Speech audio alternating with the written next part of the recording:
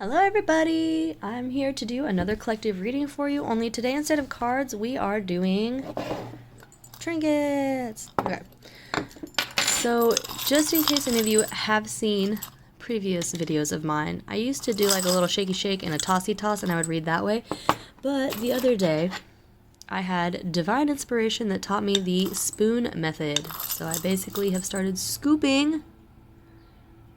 Oh, they want me to use this scoop. I was gonna do it as a joke, but they were like, no, don't you put that back. Okay, so I'm scooping. Okay, so immediately I'm hearing that, oh, okay. Your angels are wanting you to stop yourself from doing some deep emotional dives. They said that it's kind of difficult for you because you're kind of scared of what's in there, to be honest, but this inability to do this dive is really weighing you down, and it's stopping you from being able to get the financial wealth that you want. And they said that it might even be something as simple as you're not going to therapy, so it's hard for you to hold down a job. They said that your mental health is so important to your ability to function as a person that if you're ignoring it, especially if you're ignoring it because you're scared, you're not doing yourself any favors, because it's just going to sit there and it's going to grow. They showed me a tumor growing. Like, it's not going to just magically disappear one day. It's just going to keep growing and keep growing.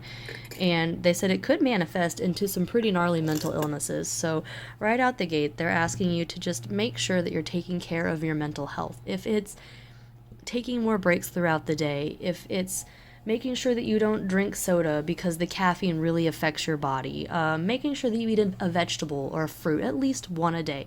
It doesn't have to be huge, but it does have to be something, okay? Venting to your friends for an hour is helpful if you need it to be, but venting is getting it out. You need to find things to replace it with, okay? Out and in, not just out. Okay. Yeah. Really, really, really heavy on the self-love here. So your ancestors are coming through. It's great. The first one was your guides telling you all of this, and now you've literally got your ancestors here telling you the exact same thing. Only this is self-care. So this one was talking about emotional things that you need to sort through. This one's talking about self-care things that you need to sort through. And they said the two go hand in hand. It's not like they're interdependent of each other. But you can't... They don't want you to go to therapy and think of that as the only self-care. Because that's self-care for your mind. This is self-care for your body, okay? So this is, if you feel called to go get your nails done, but then in your mind, you have some sort of social anxiety that's going to stop you from doing that, and so you just stop. You just draw the line. You say, nope, can't do that because I have this thing. They said, so first of all, figuring that out, going to therapy, figuring out why, possibly getting on some sort of medication that's going to help you to be able to make the appropriate chemicals in your brain so that you can overcome that fear.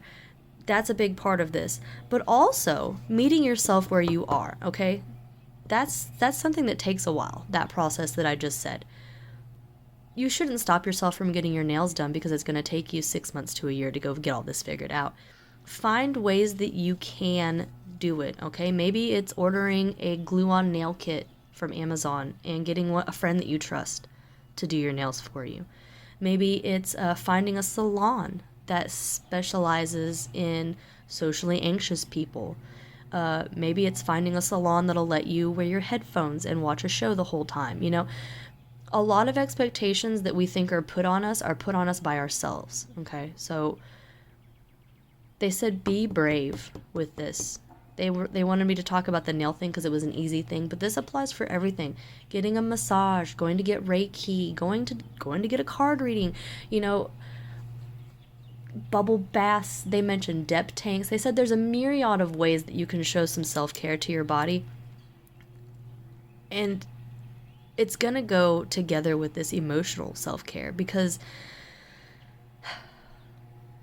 Your body holds memories. Your body holds knowledge. So as you're going through this emotional deep dive that you're wanting to go through, you're going to have to also let it out of your body at the same time, or it's going to be like a self-sabotaging cycle. So both things at the same time.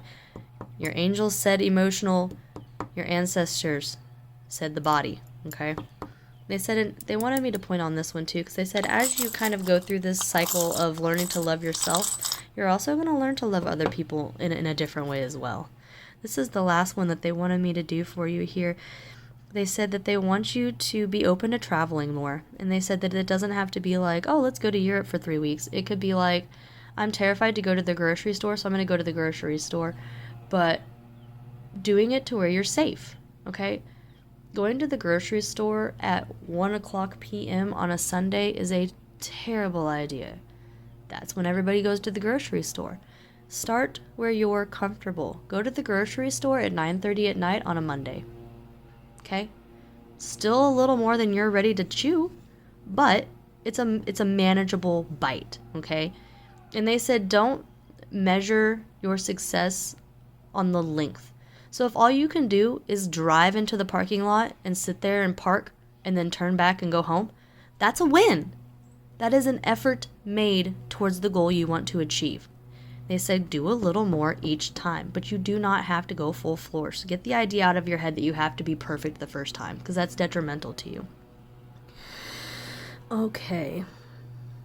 We got the divine, we got all the emotional signifiers here, and then we've got, you can't see it on the video, but underneath here we've got the key indicator. So this is my transformation indicator too. So we've got this emotional movement is essentially what they're saying. Emotional movement is the key to this transformation that you're seeking. They said you got to do the hard work. If you want the life that you're seeking, you got to do the hard work. Oh, yeah, they wanted me to do one more poll. And once again, we have, wow, these are so paralleled. It's uncanny. These are both very work on your emotional. These are both very work on your body. These two things go together, okay?